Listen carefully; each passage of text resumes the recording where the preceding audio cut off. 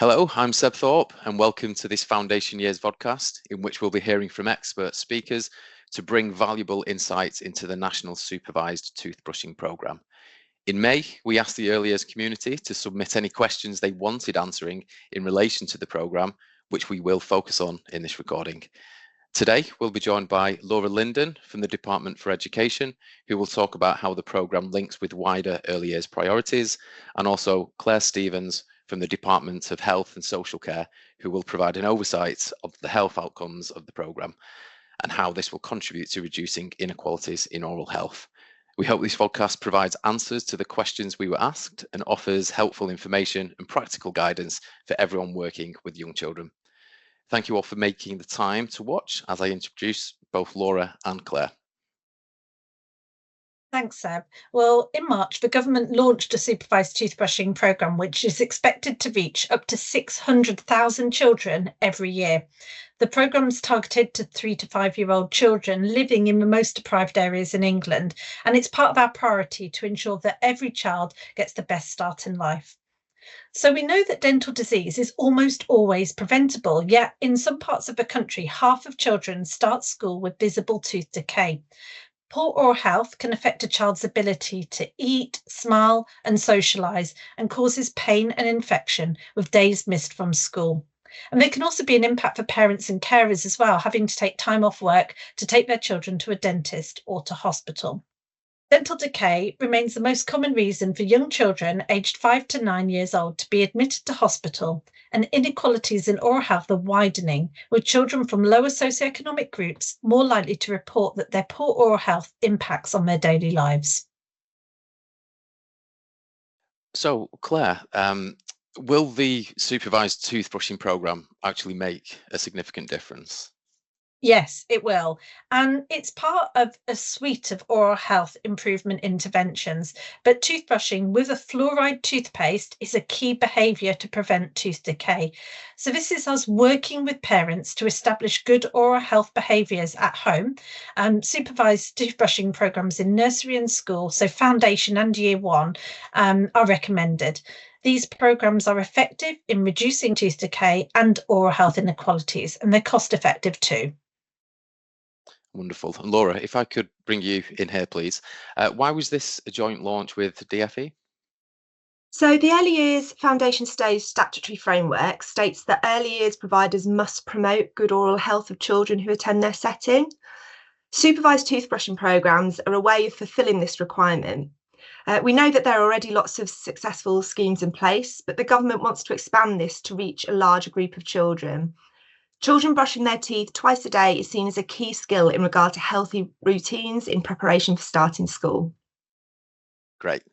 And we received lots of questions from schools and early years providers who are keen to know more about the programme. So Claire, what age groups to start with will this programme cover? Well, the supervised toothbrushing scheme will cover children aged 3 to 5 in targeted early years settings. But we know it's not just for children in the most deprived areas that need our support. It's really important that we continue all of the good work that's already taking place, but that we go further and reach more children. Ultimately, it's going to be up to local councils working with partners to best meet the needs of children in their areas. Thank you. And we've also had a number of questions asking whether childminders will also be included within the scheme. Absolutely. Targeted early years settings will include nurseries, childminders, and reception years classes. Great. And are targeted settings obligated to partake in the scheme? No, not at all. Early year settings and schools can decide whether the programme is right for their settings and their children.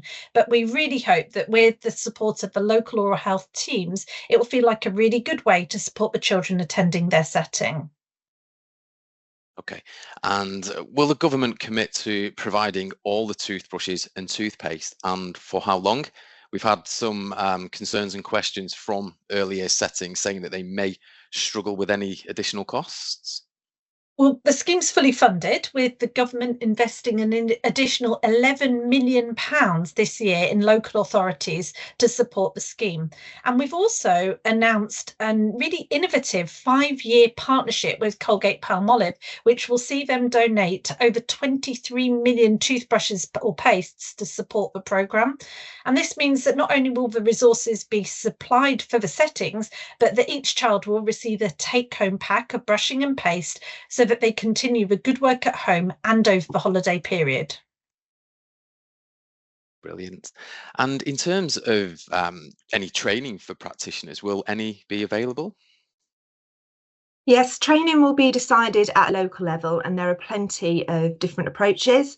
And we'll ensure that early years educators and teachers are equipped with what they need as they work to provide important oral health support for our younger generation. Thank you. And some settings have voiced some concerns that they feel it should be the parents' responsibility to brush their children's teeth. And they want to know how parents are being encouraged to ensure they brush their own children's teeth. Well, we need to be really clear that this is about working with parents and not doing their job for them. So supervised toothbrushing programs work best when we take this approach. We also need to think about other ways we can help children and their families, for example, by encouraging healthy diets and reducing the amount of sugar that children eat and drink too. Fantastic. And what about children with SEND? Have they been considered, and how accessible this program is for them? Yeah, it's really important to us that we make this an inclusive offer. So SEND children attending targeted settings are very much part of this programme. We know that some children may require adjustments to accommodate their sensory needs, and these can be agreed with the setting. We're also looking at developing resources to support these children and their families, because we recognise that some children will require more support to be able to participate.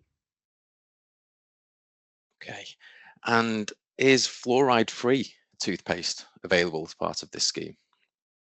We will only be distributing fluoridated toothpaste in line with the evidence base and national guidance. Children will be encouraged to use a small pea-sized amount, which we know will reduce their chances of getting decayed teeth, and then to spit out excess after brushing. The little kids' toothpaste does not contain any animal derivatives, and it's gluten-free. Supervised toothbrushing program is voluntary, and parents will be asked to provide consent for their children to take part.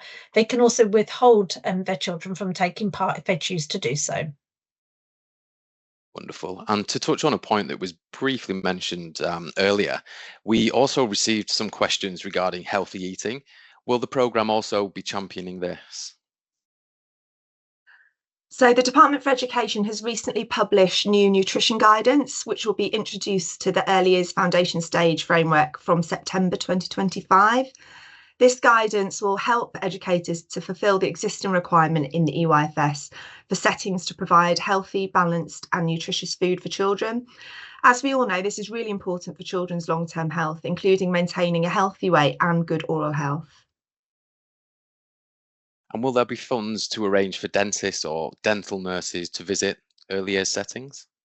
Well, there's lots of different ways of delivering supervised toothbrushing, and how the schemes are supported and how funds are allocated is a decision that will be made locally. There is flexibility within the public health grant to allow this. Some settings, particularly those in high needs areas, might need extra support, but that doesn't necessarily mean dentists visiting schools.